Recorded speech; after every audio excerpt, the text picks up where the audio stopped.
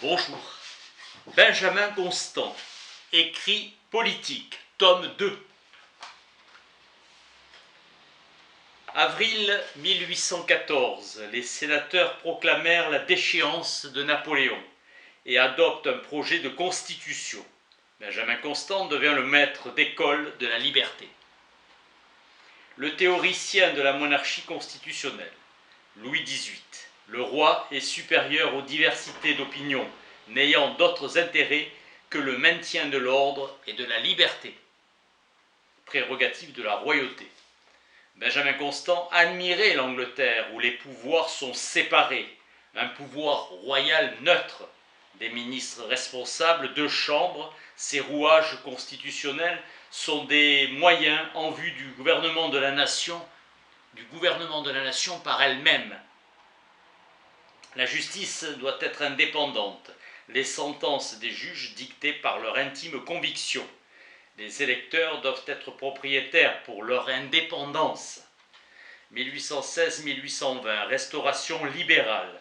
Une charte déclarait le roi inviolable et les ministres responsables. Despotisme des hommes proches de Bonaparte. Il préconisait que lorsque le peuple désire qu'une chose ne se fit pas, c'était précisément alors qu'il fallait la faire. Pour le calme dans l'âme du peuple, il ne faut pas se montrer régénérant l'opinion par des commandements pour inspirer confiance, la reconnaissance à la mémoire courte, établir une liberté de droit et se délivrer de toute possibilité d'arbitraire. Rousseau s'imaginait que tous les philosophes conspiraient contre lui, les enfants aussi, même le chien danois qui le renversa.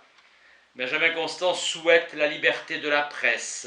1820-1827, restauration. La Convention avait aboli la traite des nègres et l'esclavage dans les colonies. La religion de l'État et le catholicisme.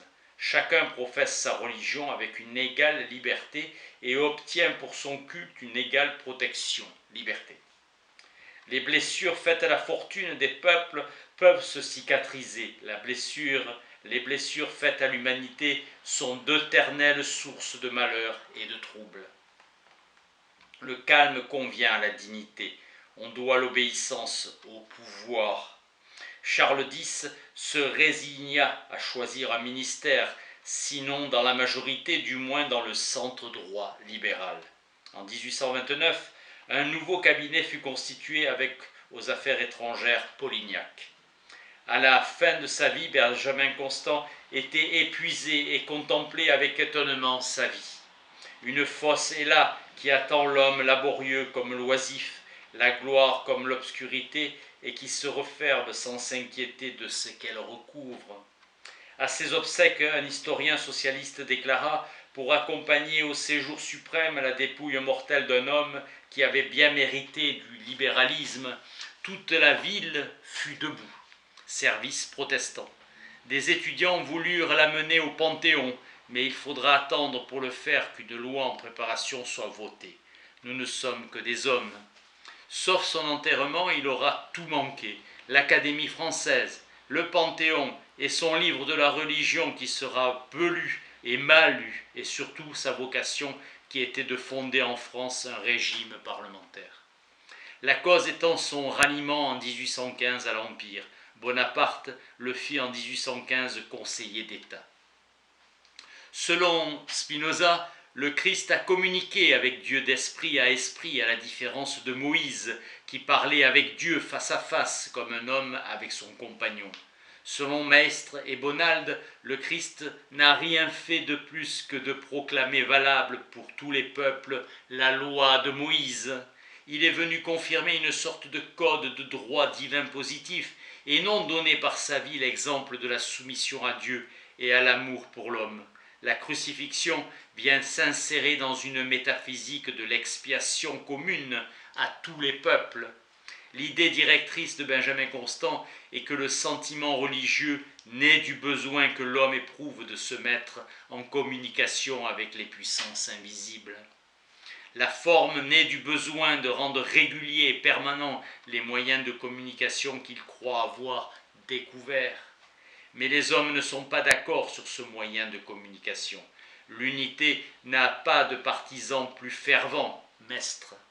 Les religions ont duré pour durer se transformer et ont dû pour durer se transformer et s'épurer.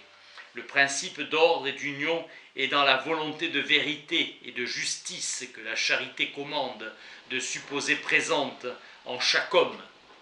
La révélation est universelle et permanente et a sa source dans le cœur humain. Constant se réclame d'un christianisme ramené à sa simplicité primitive et combiné avec la liberté d'examen, christianisme libéral. Constant se méfie du raisonnement. La superstition, écrit-il à Barante en 1808, n'est autre chose que la religion appliquée et adaptée à nos besoins de tous les moments. Sans la superstition, la religion n'est qu'une philosophie d'une autre espèce. Dieu ne se propose plus de répartir le bonheur selon les mérites, mais de perfectionner moralement l'humanité. Croire en Dieu, ce n'est plus obéir au Verbe, mais admettre l'existence d'un être extérieur dont la puissance sans borne nous garantit le triomphe définitif du bien.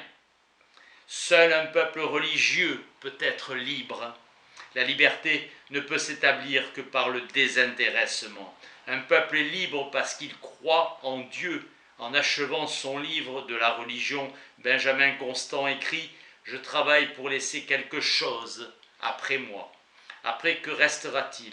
Quel lien entre moi et mon œuvre? Sublime ou médiocre, tous les projets humains sont voués au néant. » Pascal a dit « Chacun est un tout à soi-même, car lui mort, le tout est mort pour soi. » Le premier effet de la pensée est de blesser l'homme en lui enlevant l'armure protectrice des instincts, des habitudes, des traditions. Constant revendique le droit pour la pensée, car libre, elle est libératrice. Principe de la démocratie pour Montesquieu, car renoncement à soi-même. L'âge de la liberté se lève. On ne gouverne plus en invoquant le principe d'autorité. Une société libre suppose une réforme intérieure des hommes. Constant est un très grand exemple. En établissant pour seul salut de l'humanité la liberté, il a montré combien il est difficile de devenir un homme libre. Merci.